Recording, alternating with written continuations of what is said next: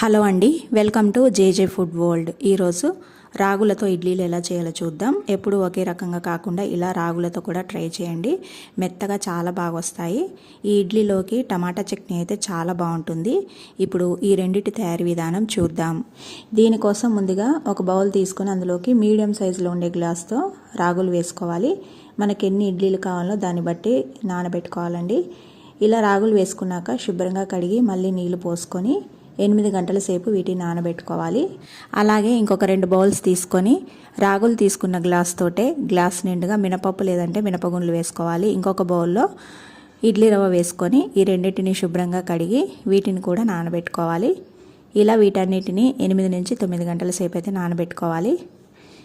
ఇలా నానబెట్టుకున్న తర్వాత నైట్ టైంలో వీటిని అయితే రుబ్బు పెట్టుకోవాలండి. ఇప్పుడు నానిపోయిన రాగుల్ని నీళ్ళన్నీ వంపుకొని మిక్సీ జార్లోకి అయితే వేసుకోవాలి.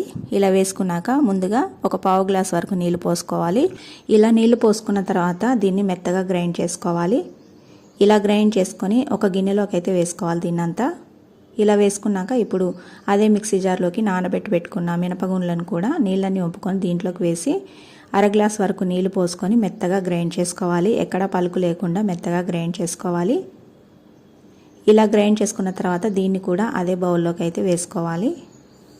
ఇలా వేసుకున్నాక పెట్టుకున్న రవ్వను కూడా నీళ్ళన్నీ పిండుకొని దీంట్లోకి అయితే వేయాలి. ఇలా వేసుకున్నాక ఒకసారి దీన్ని బాగా కలపాలి. ఇలా బాగా కలుపుకున్నాక మూత పెట్టి నైట్ అంతా కూడా దీన్ని పక్కకు పెట్టుకోవాలి. ఈ పిండిని మామూలుగా మనం ఇడ్లీ పిండిని ఏ విధంగా కలుపుకుంటామో అలా కలుపుకుంటే సరిపోతుంది. మరీ లూజ్గా కలపొద్దు, గట్టిగా కలపొద్దు. ఉదయాన్నే మరీ పిండి గట్టిగా అనిపిస్తే కొద్దిగా నీళ్ళు వేసి కలుపుకోవచ్చు. ఇప్పుడు ఉదయాన్నే చూస్తే పిండి ఈ విధంగా పొంగి ఉండాలి. ఇలా పొంగితేనే ఇడ్లీలు చాలా మెత్తగా వస్తాయి. ఇప్పుడు దీంట్లో తగినంత ఉప్పు వేసుకోవాలి. ఉప్పు వేసుకొని దీన్ని బాగా కలిపి పక్కకు పెట్టుకోవాలి. ఇప్పుడు దీంట్లోకి కాంబినేషన్గా టమాటా చట్నీ ఎలా చేయాలో చూద్దాం. దీనికోసం స్టవ్ పైన ఒక కడాయి పెట్టుకొని దీంట్లో కొద్దిగా పల్లీలు వేసుకోవాలి. పల్లీలు ఎక్కువ వేసుకోవద్దు. ఇలా పల్లీలు వేసుకొని వీటిని వేయించుకోవాలి. ఇవి వేగిన తర్వాత దీంట్లో 1 టేబుల్ స్పూన్ వరకు నువ్వులు, కొద్దిగా మెంతులు, అలాగే 1/2 టీ స్పూన్ జీలకర్ర వేసి వీటిని కూడా వేయించుకోవాలి. ఇలా వీటన్నిటిని వేయించుకున్నాక వీటిని తీసి ఒక బౌల్లోకి వేసి పెట్టుకోవాలి. ఇప్పుడు అదే కడాయిలో ఒక 2 టీ స్పూన్ల నూనె వేసుకున్న తర్వాత మన కారానికి సరిపడా పచ్చిమిర్చి లేదంటే ఎండుమిర్చి వేసుకోవాలి. ఇక్కడ నేను 4-5 వరకు ఎండుమిర్చి వేసుకుంటున్నాను. ఇలా వేసుకున్న తర్వాత వీటిని ఫ్రై చేసుకోవాలి. ఇలా ఎండుమిర్చి ఫ్రై అయిన తర్వాత కొద్దిగా కొత్తిమీర అలాగే పుదీనా కూడా వేసి వీటిని కూడా కొంచెం ఫ్రై చేసుకోవాలి. ఇలా ఫ్రై చేసుకొని వీటిని కూడా తీసి పక్కకు పెట్టుకోవాలి.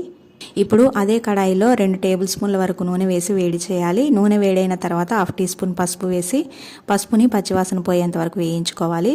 పసుపు వేగిన తర్వాత 5 లేదా 6 మీడియం సైజులో ఉండే టమాటాలని కట్ చేసి వేసుకోవాలి. మనకు ఎంత టమాటా చట్నీ కావాలో దాన్ని బట్టి కూడా మిగతావన్నీ కొలతగా తీసుకోవాలి. ఇలా టమాటాలు వేసుకున్నాక వీటిని కూడా కొద్దిగా ఉడికించుకోవాలి. టమాటా మరీ మెత్తగా ఉడకనవసరం లేదండి. 2-3 నిమిషాల సేపు మీడియం ఫ్లేమ్లో పెట్టి ఉడికించుకుంటే సరిపోతుంది. ఇలా టమాటా కొంచెం దగ్గరగా ఉడికినాక స్టవ్ ఆఫ్ చేసుకొని దీన్ని పూర్తిగా అయితే చల్లారనివ్వాలి. చల్లారిన తర్వాత ఇప్పుడు మిక్సీ జార్ తీసుకుని ఇందులోకి మనం ముందుగా వేయించి పెట్టుకున్న నువ్వులు పల్లీల మిశ్రమం, అలాగే 4-5 వెల్లుల్లి, కొద్దిగా చింతపండు, వేయించి పెట్టుకున్న ఎండుమిర్చి, పుదీనా వేసుకోవాలి. అలాగే 1 టీ స్పూన్ వరకు ఉప్పు వేసుకొని ఒకసారి దీన్ని గ్రైండ్ చేసుకోవాలి. ఇలా గ్రైండ్ చేసుకున్నాక చల్లారబెట్టుకున్న టమాటా వేసి ఒకసారి బాగా కలపాలి. కలిపిన తర్వాత ఒక పావు గ్లాస్ వరకు నీళ్లు పోసి దీన్ని మళ్ళీ గ్రైండ్ చేసుకోవాలి. టమాటా చట్నీ అయితే రెడీ అయిపోయిందండి. దీన్ని మనకు కావాలంటే పోపు వేసుకోవచ్చు, లేదంటే అవసరం లేదు. టమాటా చట్నీ రెడీ చేసి పక్కకు పెట్టుకున్న తర్వాత ఇప్పుడు ఇడ్లీలు వేసుకోవడానికి ఇడ్లీ పాత్రలు తీసుకొని వీటి కొద్దిగా ఆయిల్ అయితే అప్లై చేసుకోవాలి. ఆయిల్ అప్లై చేసుకున్నాక వీటిలోకి ఇడ్లీ పిండిని నింపుకోవాలి.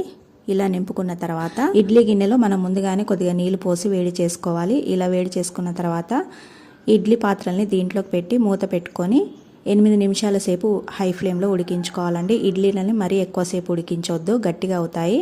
8 నిమిషాల సేపు ఈ విధంగా ఉడికించుకుంటే సరిపోతుంది. ఇలా 8 నిమిషాల సేపు ఉడికించుకున్న తర్వాత స్టవ్ ఆఫ్ చేసుకొని ఈ ప్లేట్స్ని బయట పెట్టుకోవాలి. వెంటనే తీయకుండా ఒక 2 నిమిషాలు ఆగి తీయాలండి. ఇడ్లీలు ప్లేట్స్కి అంటుకోకుండా వస్తాయి. ఇప్పుడు వీటిని ప్లేట్లోకి అయితే సర్వ్ చేసుకోవాలి.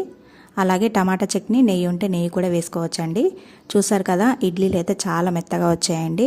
మన హెల్త్ కూడా చాలా మంచిది. తప్పకుండా ట్రై చేయండి. ఈ రెసిపీ మీకు నచ్చితే లైక్ చేసి షేర్ చేయండి. అలాగే నా ఛానల్ను సబ్స్క్రైబ్ చేసుకోండి. Thanks for watching.